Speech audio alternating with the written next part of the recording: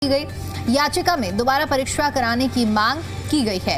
Retired supreme court के जज की अध्यक्षता में कमेटी बने, साइबर एक्सपर्ट्स और फॉरेंसिक वैज्ञानिक इसमें शामिल हों। एनटी की कार्यप्रणाली जो सवालों के घेरे में आई है। परीक्षा को सीबीटी मोड में कराने की मांग की गई है। डिजिटल लॉकिंग सिस्टम से पेपर सुरक्षा की मांग की जा रही है। इधर सेंटर वाइज रिजल्ट सार्वजनिक करने की अपील भी की गई है।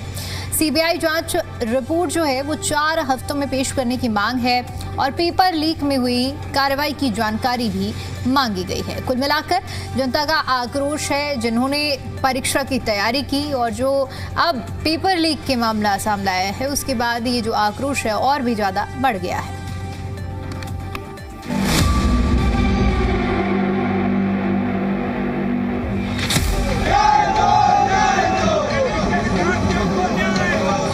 एनटीए पर सवाल, छात्रों में उबाल।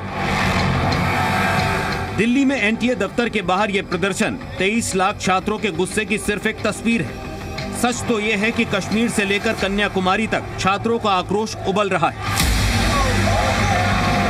एबीवीपी छात्रों और पुलिस के बीच झड़प शुरू हो गई।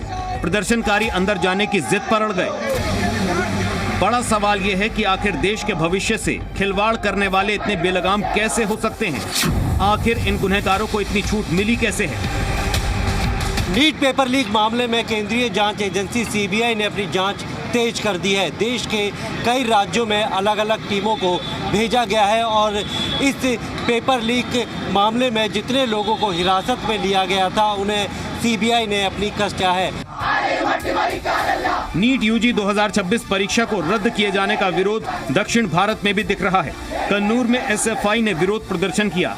परीक्षा रद्द होते ही केंद्र सरकार ने मामले की गंभीरता को देखते हुए इसकी कमान सीबीआई को सौंप दी। राजधानी दिल्ली से लेकर पटना, जयपुर और लखनऊ तक ताबड़तोड़ छापेमारी चल रही है।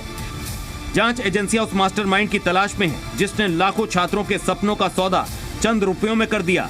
नीट पेपर लीक मामले में अब तक 13 लोगों की गिरफ्तारी हो चुकी है। 10 से ज्यादा संदिग्धों को हिरासत में लेकर सीबीआई को सौंप दिया गया है, जबकि 150 से ज्यादा लोगों से पूछताछ की जा चुकी है।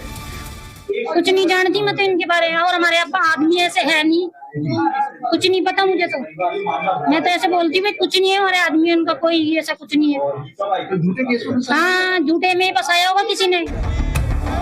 गड़बड़ी की जांच सिर्फ गिरफ्तारियों तक सीमित नहीं है, तकनीकी पहलुओं को भी खंगाला जा रहा है। जांच agency mobile phone data, bank transaction और डार्क वेब के लिंक खंगाल रही है। एक भी गुनहगार बच ना पाए, कोशिश यही है। कई लोगों से पूछताछ के पश्चात कुछ संदिग्ध ऐसे हैं जो इस परीक्षा पेपर के गिरोह के रूप में शामिल होने की संभावना है। उन तमाम संदिग्ध व्यक्ति जो हैं, उन व्यक्तियों से भी सीबीआई की टीम ने पूछताछ शुरू करी है। पूछताछ के पश्चात इन व्यक्तियों का जो इन्वॉल्वमेंट सामने आएगा उस पर आगे की कार्रवाई सीबीआई के द्वारा ही।